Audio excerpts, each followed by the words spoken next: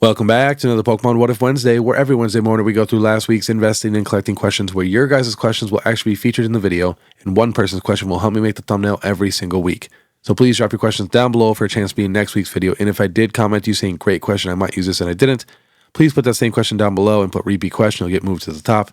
And I'm not saying I'm some guru who just knows everything, but when I'm unsure, I always like to talk it out with a few people. It always helps me make my final decision. And we do have to do the question of the day. This is going to be a super tough one. So we got to get rid of one of the trios. Who are we getting rid of? Are we getting rid of Articuno, Moltres, and Zapdos? Or are we getting rid of Suicune, Entei, and Raikou? I apologize for this question, but I am very, very excited to read the answers for this one. And we do have to give a big thanks to our video sponsor real quick, and that is Metatcg. I found the best possible website for you guys to trade your bulk in for some super rare cards or sell it for some cash. They do have an actual physical location in Arlington, Texas. And all the cards do have to be near mint, but it is so easy to do the Pokemon bulk submission. You just fill out exactly how many cards you have of each thing. And they even have a video showing you how to package up everything. The dude even has a legit beard, so you know you can trust them. So yeah, definitely check them out. I'll have all the links in the description. And of course, if you're going to grade through PSA for your very first time, you can click my link in the description, use code BEARD25, and you get $25 off your very first submission, which is basically a free graded card. But all right, let's get to it. So our first question is from @K Denny.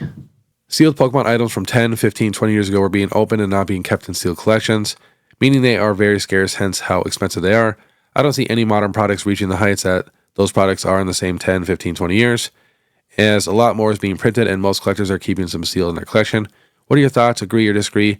Where do you see the prices of modern ETBs/booster boxes in that time frame compared to products that are that old today? Keep up the good work and enjoyable content. Thank you. So there were actually a decent amount of people that were holding on to steel collections and investing into steel products, but of course nothing like today.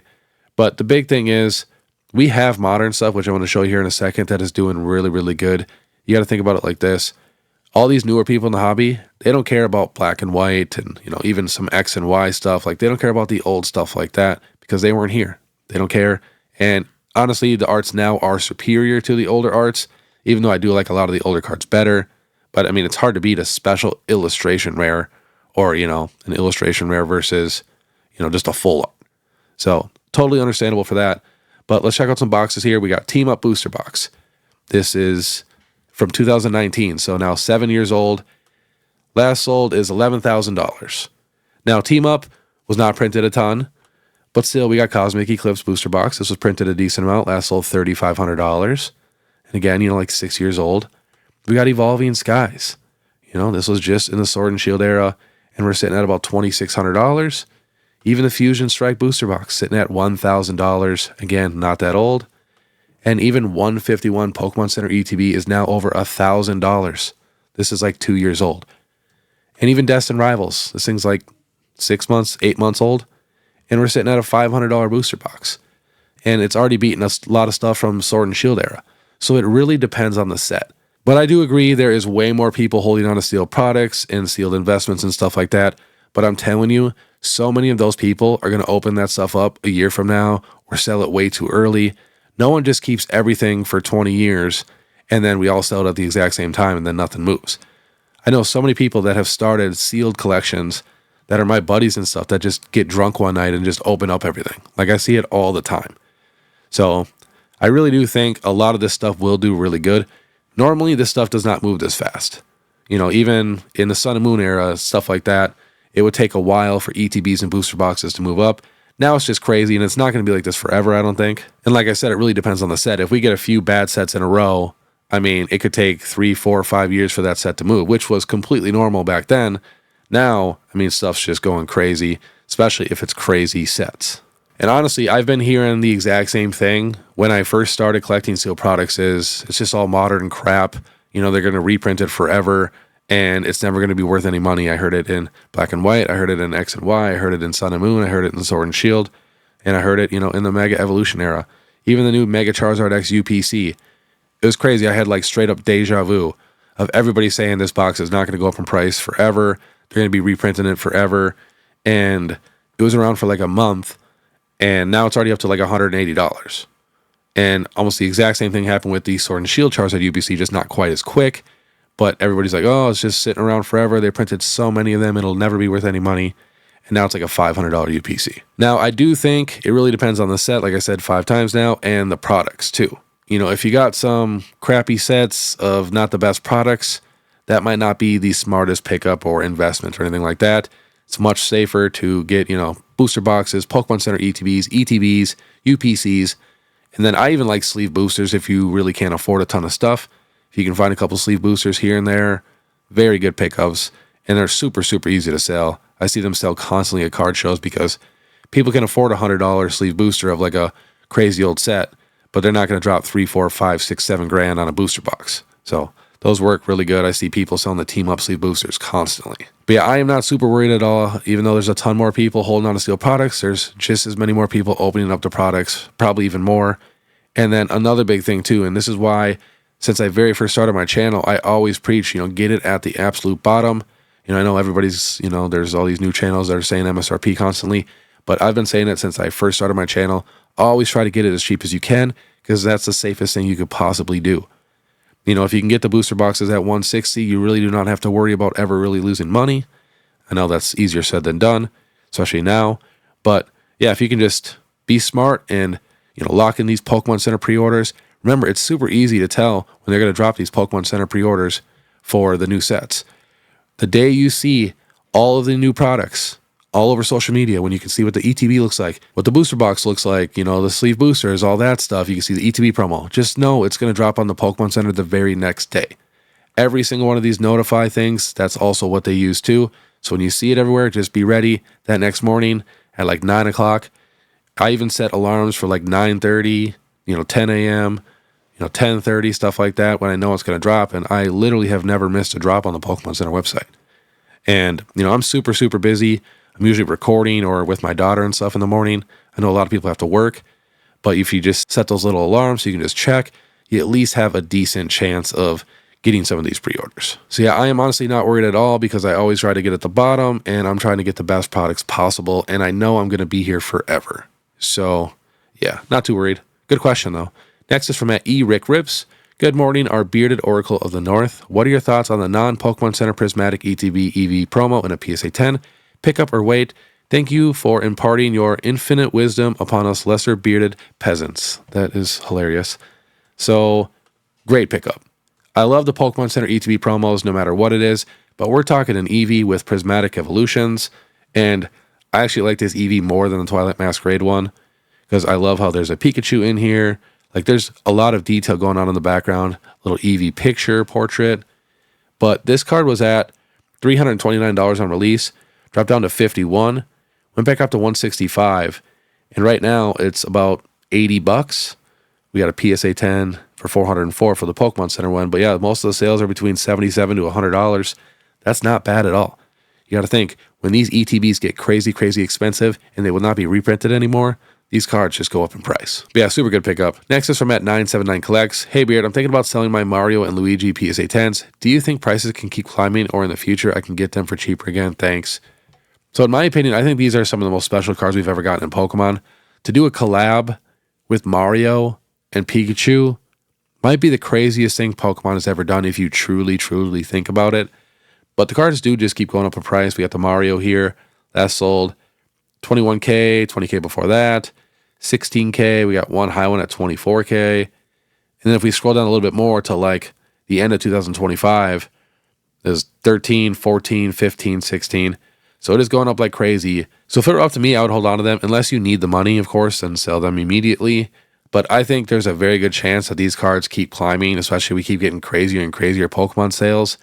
Like, I could see this being a $50,000 card, to be honest, which is crazy. But again, if the market does cool off, these cards could easily drop down to 15, 10 grand again. But no idea when that's going to happen. But I can almost guarantee this card will come down in price one day. But I think there's a super, super good chance it could just keep going up. Because a lot of times when they go down in price, they don't go down quite as far as they did before. And then when they go back up, they usually go up higher than they did. So I could see this card getting a 25, 30 grand. And then let's say the market cools off, drops back down to like 20, maybe 15. And if the market gets hot again, I could just see it going up to like 35, 40, 50. Like, you just never know. All it could take is just like Logan Paul being obsessed with these cards, and it could make him go up in price even more. So if it were me, I'd hold. Next is from Spicy Slug. If you had a few celebrations of ETBs and were looking to time the market as best as you could, when would you dump them based off Pokemon's release schedule and the hype trend since November 2024? definitely wait till we have the 30th anniversary, because every time we get a new anniversary, the last anniversary does go crazy. But of course, if you can hold as long as you can, it's just going to keep getting better and better and better. But just definitely wait till we get the 30th, which is right around the corner. Next is from @PokeTransport. Hey Beard, I've been watching for a while and love your content. Thank you.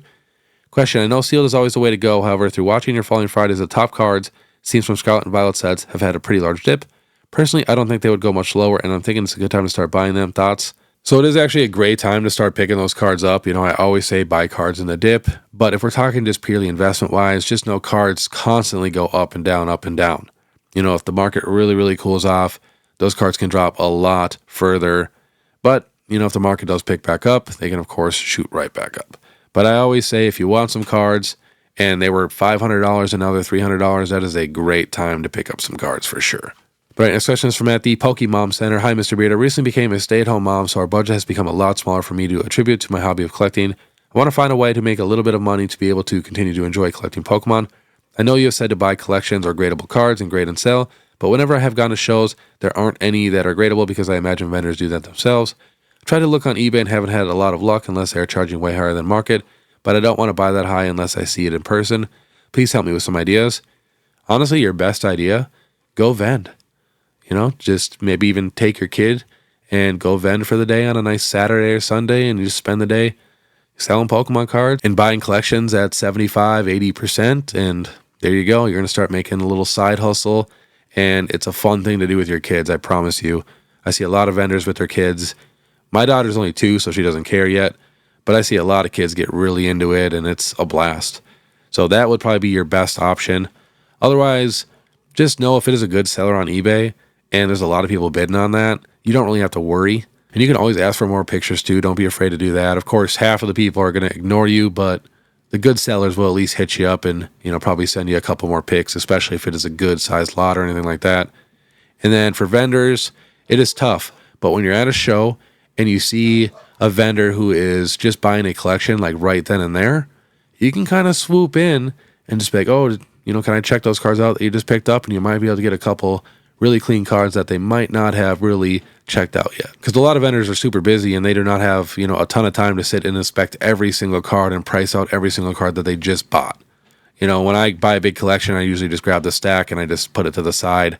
I'd maybe grab like the top couple cards and throw a price tag on them and put them in the case. But otherwise, I just, you know, hold on to them and wait for the next day. And people ask me all the time, like, what's in that little stack right there? And I'm just like, oh, I just bought it. You can look through it if you want. You know, I don't really have the time.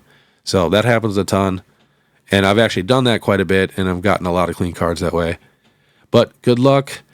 I promise, though, vending will be a blast. Next is from @JPBreaksTCG. Hey, Beard, I've been buying some of the cheaper $30 to $50 PSA 10 IRs from the newer sets. You think those cards can eventually turn into $100 to $150 cards that I can use to trade for stuff for my PC? Absolutely. Especially, you know, the more popular Pokemon, the better, obviously, and the better the set, too. There's going to be a lot more people collecting, you know, like 151 and Destined Rivals over, like, Stellar Crown.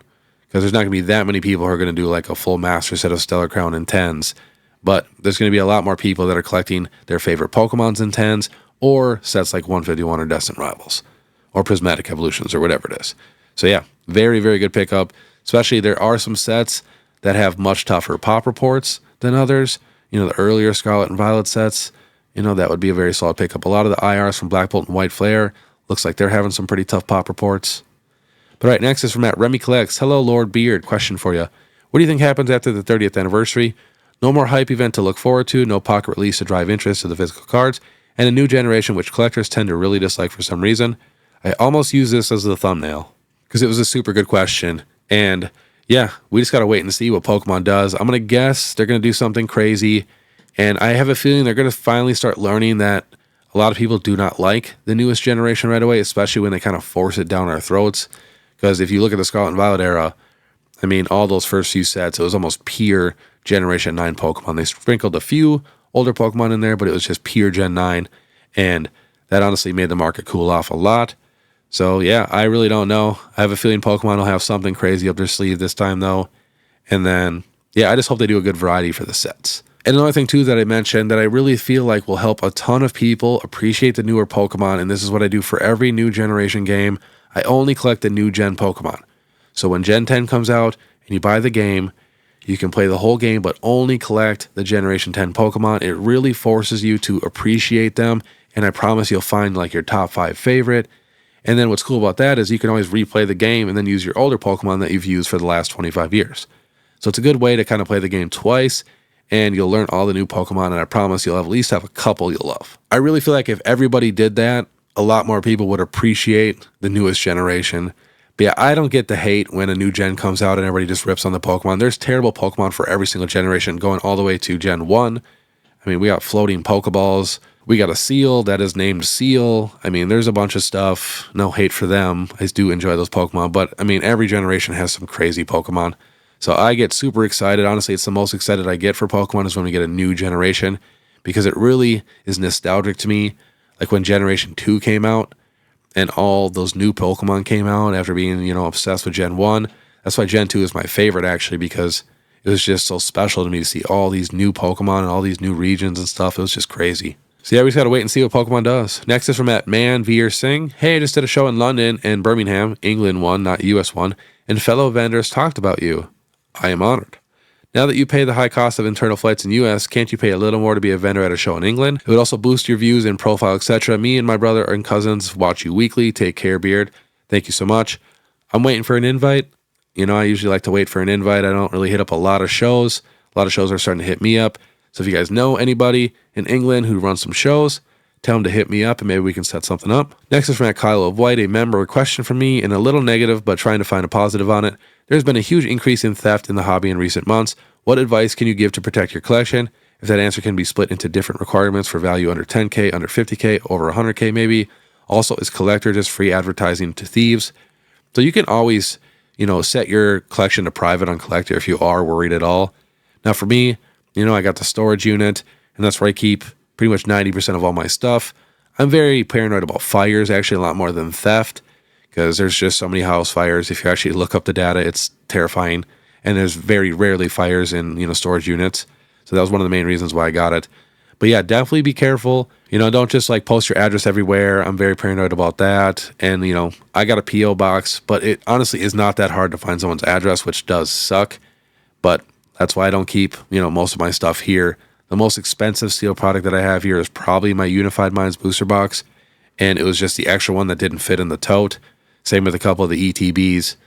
And then I got a lot of small stuff here, but that's why when my shelves get full, I usually like to fill up a few totes and bring it to the storage unit. Now, if you have a smaller collection, under 10K, your best option is probably to just have it in a spot that if someone came into your house to rob you, they wouldn't really be able to find it. So have a good little hiding spot. I think that would help a ton.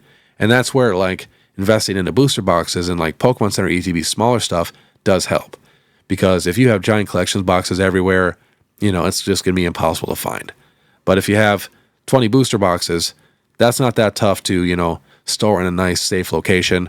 And then otherwise, too, if you have a lot of smaller stuff that's super high-end, invest in a super, super big, heavy safe. And you can even bolt those to the ground and stuff to where a robber can't come in and just take it. And if you have some super high-end stuff, too, you can do safety deposit boxes. I mean, there is a lot of options for sure. But yeah, just be careful out there. And if you are paranoid, you can definitely set your Collectr to private. I have mine set to public because I really like to invest and collect with you guys. So we're all in this together. But like I said, I'm not too worried because most of my stuff is in a storage unit and it is insured. So I'm really not worried. Next is from @Lumos. Mystical Beard, what do you think about EX era PSA 9 slabs, especially non-gold stars for medium to long-term holds?